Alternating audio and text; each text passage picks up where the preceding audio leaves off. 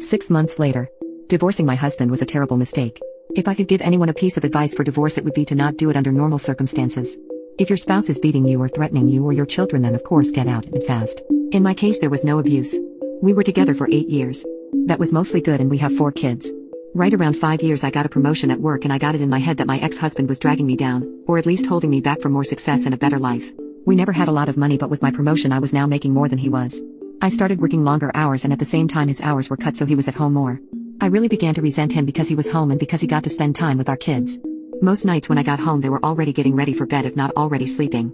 After a few months of my new job, it was clear to me that things were not going well at home without me there. Some nights the dishes weren't done when I got home, or the kids had not eaten, or whatever else I could think of to be mad at him about. It really didn't matter. He kept saying that he would try harder, but that it was hard being home all the time. That always made me really mad. For the next couple years things kept getting worse. My hours weren't any shorter, and he was on and off full time. There was no convenient time for him to be working full time because of my hours, but we also needed the money.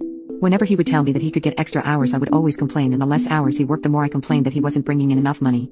Whenever he brought up the contradiction, I would tell him that he needed to figure it out. I knew that it would bother him, so I started saying that a lot and for everything that I could. I really started to resent him, and I pulled away from him. I knew that it was hurting him, but I didn't care. If he didn't want to be hurt, then he would at least try to make me happy. I used that same thing to justify when I started to talk to another guy at work.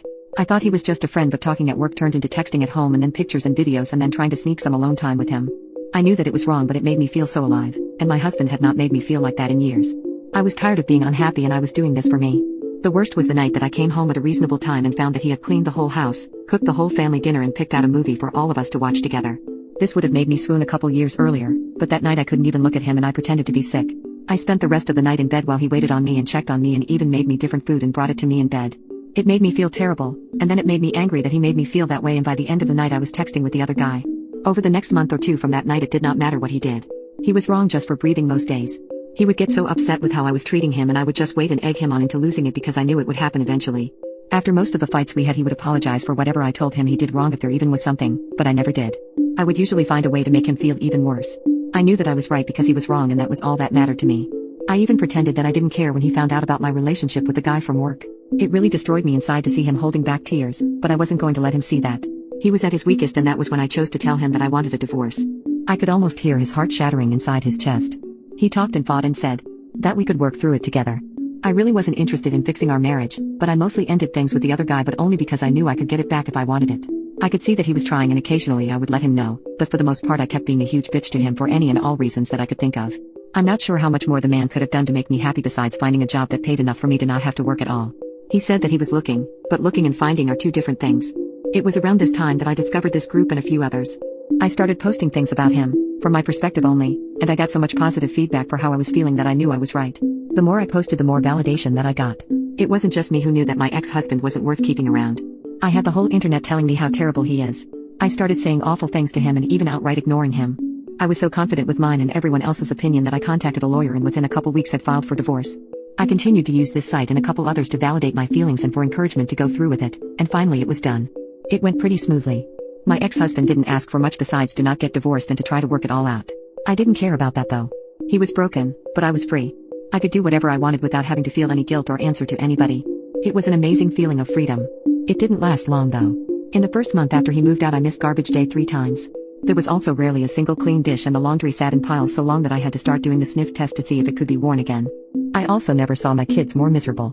My oldest had seen some of the messages from the other guy months earlier, and she knew that ex-husband still wanted to try to work it out. It didn't take her long to stop talking to me at all, except to say that she wanted to go to ex-husband's house. The others all told me that they wanted to live with their ex-husband too. I did my best to try to make them happy, but I ended up just buying them toys all the time, and the happiness only lasted minutes. I also was having a lot of trouble with work. Being alone, I couldn't work all those extra hours that I was expected to. I finally gave in and started calling ex-husband to watch the kids. He would always come over as soon as he could, and he always asked me if I needed anything. When I would get home, I would find clean dishes and laundry, even dinner sometimes. He would never say too much after I got home. He would just say to call him if I needed anything and leave. One night he took out the garbage and brought it to the curb because it was garbage night, and I forgot again. He always looked so sad when it was time to go. Finally, after a couple months, my friends convinced me to go out on a date. It was for dinner and a movie, and I was excited and hopeful, but at dinner I started getting a feeling of overwhelming guilt. It got so bad that I ended up not even going to the movie. A week and about 1,000,000 years later, I was on a therapist's couch. I told her everything that had happened, starting with the promotion that I got at work. She did not agree with me or with any of the encouragement to divorce that I got. I ended up in her office 2 and sometimes 3 times a week, and the more that I talked to prove that I was right, the more that I started to see how wrong I was. It was truly heartbreaking. I don't know if I cried as much in my whole life as I did in the first month in her office. After about $2,000 of therapy sessions, I learned that my ex-husband had his faults, but I figured out that mine were so much worse. I did so many awful things and said awful things that I wouldn't want to be with me, but he did. I still remember him asking me in the meeting with the lawyer to please not go through with it. I did go through with it though, and then later I bragged on here how great it felt. I was so wrong, and now I can see it. A couple weeks ago I went outside with him when he was leaving the house. I asked him about getting back together. When he looked at me, his eyes were full of tears and a couple went down his cheeks. He told me that he didn't know if he could. He said that the pain has been too much for too long and that if we got back together that I might just turn around and do it to him again. He said that he always thought that I would realize how much he loved me and stop until I signed the divorce papers and let out a big over-exaggerated sigh of relief. He said that hurt him more than anything else and that he doesn't know if he can ever trust me again. I don't blame him. I destroyed a man who, looking back, was a great husband. I deprived my kids of having a great father in the house with them, and I took his kids away from him. And I, the one who pushed for the divorce expecting happiness and a life of freedom, spent all my free time sitting at home or sitting on a therapist's couch.